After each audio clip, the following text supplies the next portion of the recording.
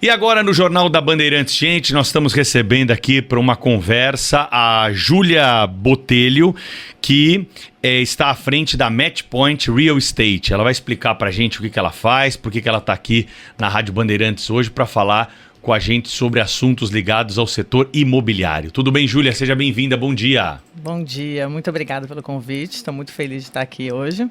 Esse termo real estate, ele começou a aparecer com mais ênfase, né? Principalmente nessa área acadêmica das universidades que estudam essa área da imobiliária. Como que foi a introdução desse termo? O que ele significa realmente, Júlia? Acho que real estate significa imobiliário, né? Acho que é o mercado imobiliário. Acredito que deva ter vindo das multinacionais, né? As grandes consultorias que vieram para o Brasil e começaram a usar o termo e acho que começou a ficar mais bonito, né? O brasileiro gosta. Incorporou, né? O brasileiro gosta de usar termos em inglês. Eu acho que foi principalmente por isso. Então tá bom. E agora vamos conversar um pouquinho sobre o mercado imobiliário no Brasil, em São Paulo. O que vocês estão sentindo de mudança? Qual que é a tendência do momento? Tá, vou contar um pouquinho primeiro um pouco da Matchpoint, né, que você tinha comentado claro. Antes, acho que é importante falar, a gente faz gestão de patrimônio de famílias e faz as comercializações dos imóveis. Eu cuido de tudo um pouquinho dessas famílias, né, tanto a questão operacional como a questão estratégica. Olhando um pouco para São Paulo, né, e olhando mercado imobiliário, São Paulo tem vários mercados imobiliários, né, tem vários nichos, né, não existe só um. E o mercado residencial é diferente do mercado corporativo, que é diferente do mercado industrial. Então, cada mercado é um pouco diferente. Eu acho que o que a gente pode falar aqui é um pouco do mercado de escritórios, né? Que eu acho que todo mundo gosta de falar. E a gente está vendo uma retomada muito bacana do mercado de escritórios, né? Agora a gente está com uma vacância de aproximadamente 16% no mercado geral, ou seja, voltou ao que era antes, pré-pandemia, né? Então, a gente está vendo uma retomada, a vacância está baixa, os preços começaram a subir. Então, por exemplo, a Faria Lima, que é onde que dita o preço da cidade, né? Hoje que é o CDB da cidade, já está com a vacância super baixa, acho que está em torno de 8%. E você já começa a subir o preço. Então, os proprietários estão segurando bastante para não diminuir o preço, só para subir. Então, até teve movimentos no sentido de empresas que foram para a Faria Lima, olhando oportunidades, né? E agora elas vão ter que sair, né, dessa região, porque estão pagando, não conseguem pagar, não tem fôlego para isso, mas tem outras empresas de tecnologia, banco que precisam estar na Faria Lima, escritório de advocacia, que aí vão para lá e pagam esse preço. E esse movimento se deve a uma mudança no home office? É isso que está trazendo de volta essa ocupação para esses escritórios? Tá, eu acho que assim, um pouco do histórico é importante. Quando a gente estava no começo de 2020, né, a gente estava, o mercado imobiliário no ciclo dos escritórios tinha passado por muita entrega de estoque, então a gente teve muita entrega de prédios, principalmente na região da Berrini, Chucre e Zaidan. Então isso impactou, colocando muita oferta, a vacância sobe, né, e os preços diminuem porque as pessoas querem os inquilinos nos seus prédios e diminuem o preço.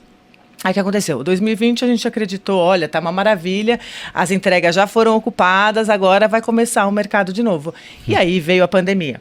Tá? E assim, até a pré-pandemia você via um movimento de adensamento dos escritórios.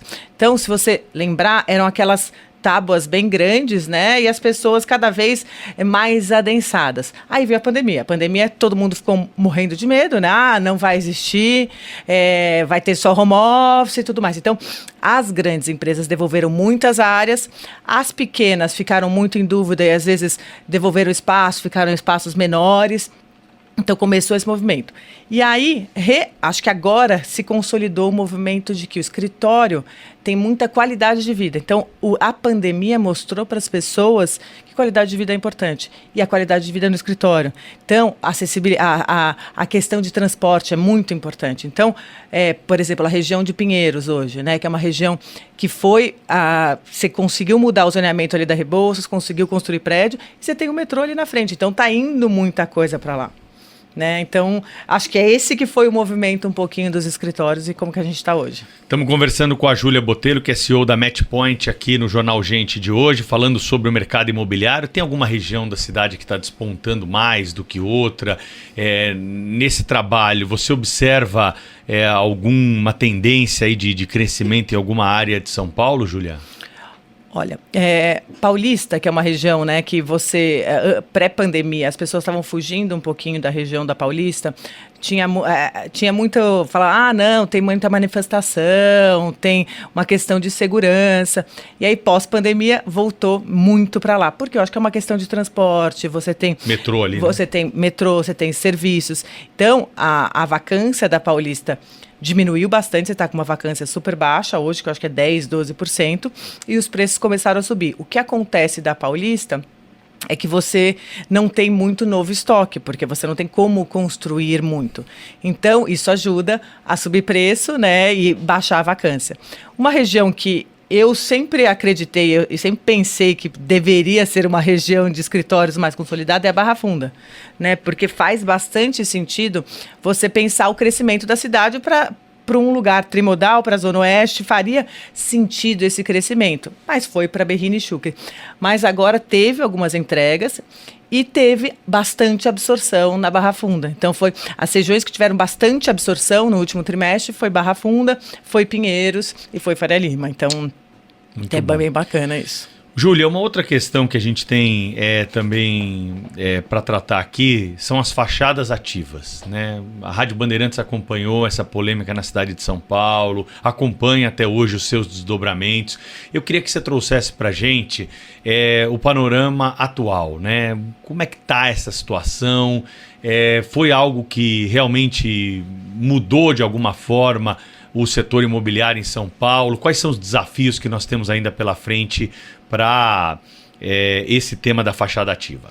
Eu acho que todo mundo adora falar, né, a questão, temos 80% das fachadas ativas vagas. Eu acho que é importante essa frase porque faz a gente pensar o que aconteceu para a gente ter chegado com 80% de vacância, né? Então, eu acho que é bom sempre olhar um pouco do histórico. Você teve a mudança de zoneamento, né, um novo plano diretor incentivando a construção dessas fachadas ativas. Que, eu não sei se você sabe um pouco como é o mecanismo. O que acontece o incorporador ele tem o coeficiente mínimo e o coeficiente máximo para construir. E aí você consegue construir a mais sem pagar outorga onerosa usando a fachada ativa. Então, muitas das incorporadoras resolveram falar assim, eu não vou pagar a outorga onerosa, por que eu não vou construir a mais e ter mais área vendável? Então, muitas das construtoras começaram a construir. Acho que, volta um pouquinho, porque eu fui um pouco para frente. Acho que é importante dizer por que a prefeitura fez esse movimento. Acho que as fachadas ativas são voltar a ter...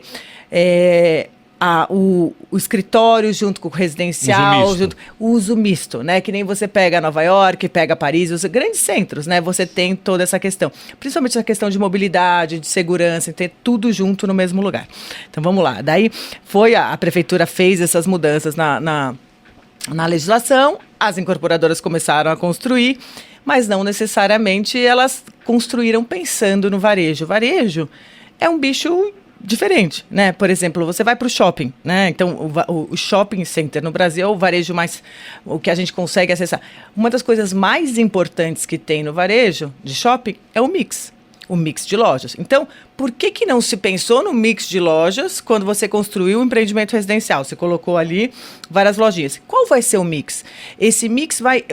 a região... O que a região demanda? A região demanda um restaurante, a região demanda uma farmácia, um pet shop. O que é isso? E com base nessa demanda que a região oferece, aí você vai ter o produto. Você tem que fazer o produto. Então, uma farmácia precisa de uma vaga de garagem. Um mercadinho precisa de uma vaga de garagem.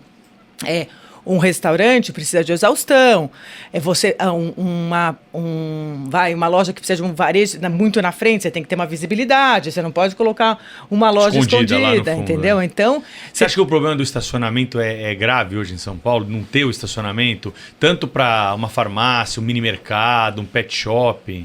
Não, isso é para a grande maioria dos varejistas, sim, tá? mas depende muito também da região. Então, por exemplo, você vai para o centro da cidade de São Paulo, você não precisa ter necessariamente vaga de garagem, porque é o perfil dali, que nem você vai para Paris e Londres, quando você tem muito transporte, você não necessariamente precisa do carro, né? Mas aqui você precisa. Então, muitos dos varejos precisam de vaga de garagem, ou pelo menos uma ou duas para você ter. Um restaurante, por exemplo, ele pode ter um valet, então não necessariamente ele precisa de uma vaga de garagem.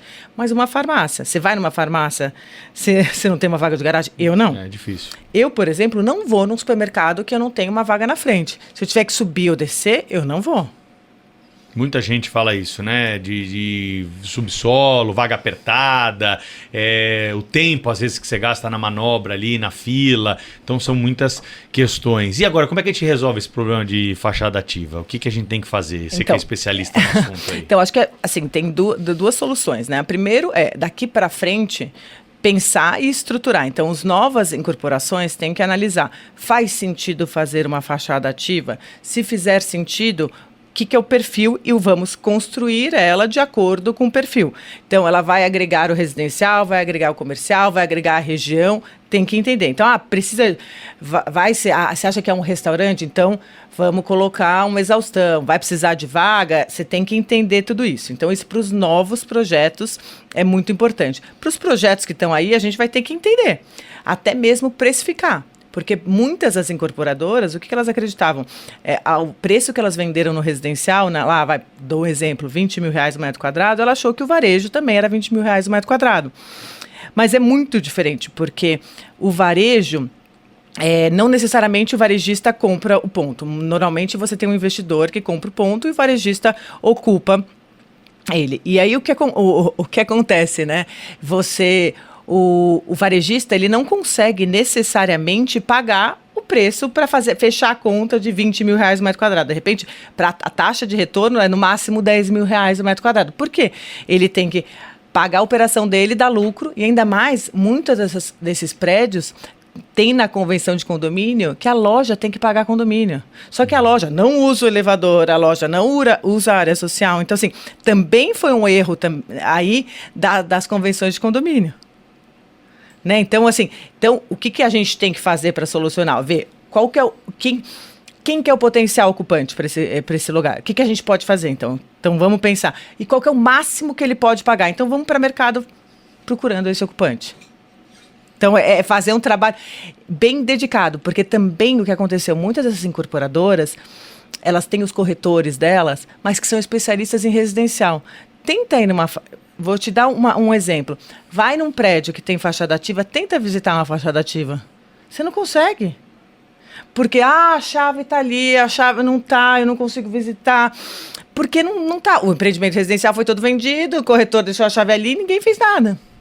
Então, mas você vê um potencial para ocupação dessas áreas diante de um estudo, de um especialista que possa pensar aqueles espaços? Claro, tudo tem seu preço. Tem que só precificar de acordo e adaptar de acordo. Claro que pode ter alguns espaços que, infelizmente, você não vai conseguir, talvez, ter um retorno bom. Por exemplo, você talvez tem que usar para armazenamento do condomínio, alguma coisa nesse sentido, né? Então, você utiliza esse espaço para isso, sabe? Aqueles lockers e tudo mais. Isso pode ser uma solução. Ou outras soluções é exatamente, será que eu tenho como mexer um pouco no pé direito? Será que vale a pena um coworking? Né? Então, você tem que repensar ali e realmente olhar para aquilo. Eu acho que aquilo foi esquecido. Ali foi construído porque foi um benefício da lei e foi esquecido.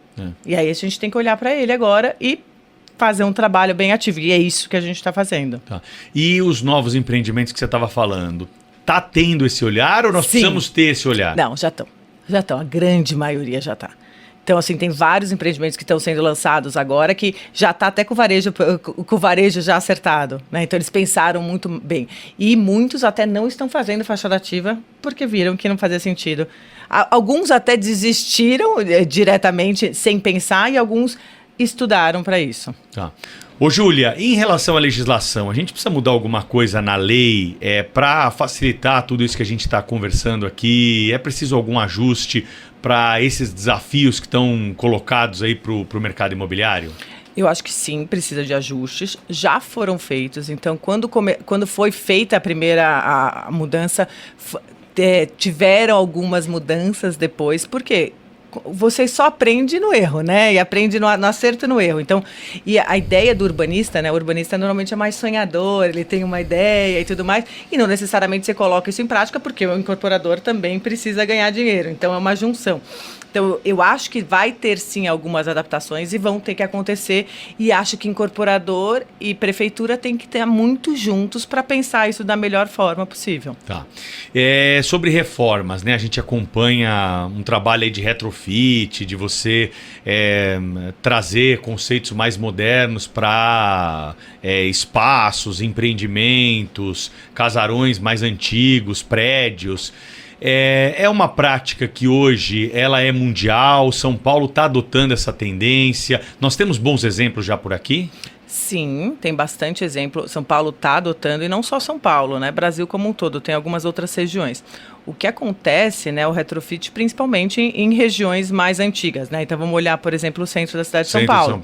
O centro da cidade de São Paulo teve muito retrofit, né? A grande maioria desses retrofits são os prédios de escritórios convertidos para o residencial. Isso foi um incentivo da prefeitura, né, do processo de revitalização do centro, então está acontecendo.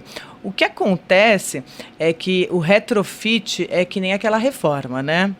O jaque e aquelas descobertas que você vai tendo. Construir um prédio novo, do zero, apesar de poder ter alguns obstáculos, desafios no meio do caminho, normalmente é mais fácil. Você não vai encontrar um pilar no meio do negócio.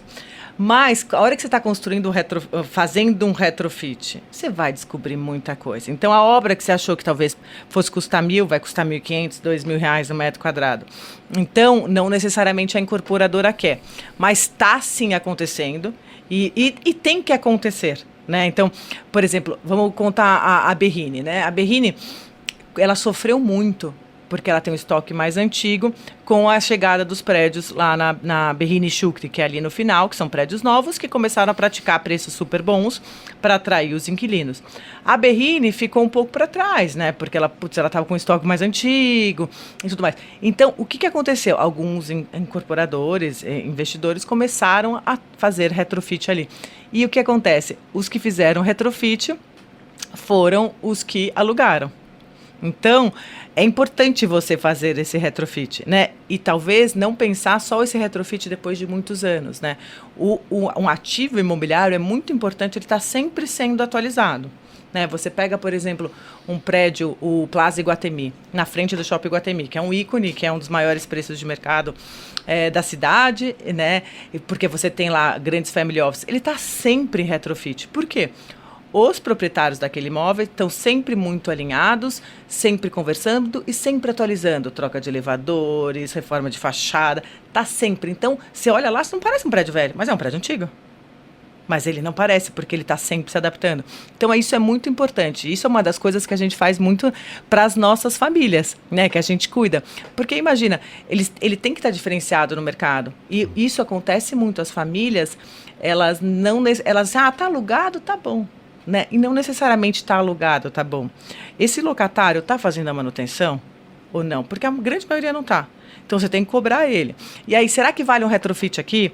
Porque esperar muito tempo, às vezes você deprecia demais, você não consegue antecipar, e aí você perde mercado. Então, assim, esse olhar nosso sobre os imóveis da família é muito importante, né? Até eu vi um dia a gente fez uma análise que, por exemplo, se hoje na Faria Lima, considerando prédios C e B, que são mais de office, que são das famílias, que os outros são mais institucionais, você está com uma vacância de 6%, mais ou menos, tá? Dessa vacância, mais que 90% está na mão de pessoa física. Ou seja, a pessoa física, são essas famílias que têm imóveis, elas não estão lá no dia a dia olhando para o imóvel delas. Tem uma joia que está ali guardada. Exato, e esquecida. Esquecida, porque não tem um gestor profissional por trás. Porque não necessariamente ela sabe que ali, por exemplo, para uma visita no imóvel, é importante que ele esteja limpo, ele está limpo. Não, você tem que chegar antes, é uma experiência a visita. Você abriu tudo, você ligou a luz, você tá cheiroso. São coisas bobas, mas são coisas muito importantes, porque a visita é hora de experiência. Se ele tem num prédio um conjunto aqui, um conjunto sujo e tudo mais, e um outro conjunto igualzinho, limpinho. Enche os olhos, né? Você vai no outro. Né? Ô, Júlia, quem são os maiores locatários hoje em São Paulo desses espaços aí para escritório, né? Banco, escritório de advocacia, grandes empresas, eles alugam mesmo? Ou há um perfil de compra dos imóveis para colocar os funcionários? Não, compra não tem, tá? Hoje compra escritórios quase nada. Quando você tem um andar ou um conjunto, as grandes empresas, nenhuma delas tem propriedade imóvel. Antigamente no Brasil tinha-se muito, né? Principalmente as indústrias, não no escritório, porque a indústria é um ponto muito importante e aí inclusive tem ainda algumas indústrias que têm, muitas fizeram operação de sale leaseback, né? Então, ou seja, porque não fazia mais sentido ter, você sabe o que é o sale? Não, o que é isso? O sale leaseback você vende e aluga de volta. Tá. Por um contrato longo, aí você consegue criar um contrato atípico, que é um contrato que não é típico, ou seja, ele tem uma legislação de acordo que é um contrato mais forte. Então, normalmente, esse contrato atípico, por exemplo, você faz um contrato de 5 anos, ele tem que cumprir os 5 anos. Se ele sair antes, ele vai ter que cumprir esses 5 anos. Então, muitos desses fundos imobiliários, né, o que eles gostam desses contratos atípicos, né? Por quê? Porque você tem uma renda garantida. Porque a legislação no Brasil, né, ela protege muito o locatário. Né? Você sai facilmente do imóvel e tudo mais. E aí você tinha me voltado à pergunta de grandes locatários. Sim, são bancos, são empresas de tecnologia, são empresas de serviços, assim, cada região é uma. Faria Lima, por exemplo, é tecnologia, banco, escritório de advocacia. É a mais procurada de São Paulo, a Faria Lima? Para esse perfil. Tá. Ela tem o maior valor, mas ela é procurada para esse perfil. Berrini, Chucre, ali já são mais empresas de serviço, grandes empresas de produtos e tudo mais. A Rebouças, né, Pinheiros está voltando a isso. Então, cada região tem... Por exemplo, a Vila Madalena é muito de agência de publicidade. Né? Então, cada região tem um pouquinho... Tem um nicho ali. Tem um nicho. Conselho que você poderia dar para quem tem um imóvel, para quem está com esse imóvel ou há muito tempo com o mesmo inquilino ou parado e não vê a possibilidade ali, qual o primeiro passo a ser dado, Júlia? O primeiro passo é entender o valor desse imóvel, né? Então, vamos lá, vamos entender valor de locação e valor de venda. Você tem um locatário ali. Ele está pagando o valor de mercado ou não está pagando o valor de mercado? Então, você tem que entender um pouco isso. Aí, você vai olhar para ele, se tem esse locatário, ele está fazendo as manutenções, essa região vai se valorizar. Como que você vai olhar para esse imóvel, né, pensando a longo prazo com ele? Será que, por exemplo, vale vender agora ou vale manter e ter essa renda? Então, você tem que olhar muito para isso. Então, olhar caso a caso, mas tem que ver se está de acordo o valor de locação e de venda. E ver se o inquilino está pagando direitinho. Se o inquilino está pagando direitinho e está o valor de locação em linha, tá ok. Conversamos nessa manhã aqui na Rádio Bandeirantes com a Júlia Botelho, que é CEO da Matchpoint e trouxe aí abordagens muito interessantes e números a respeito do mercado imobiliário para você, nosso ouvinte. Júlia, muito obrigado pelo papo, viu? Obrigada até uma a você, próxima. Obrigada.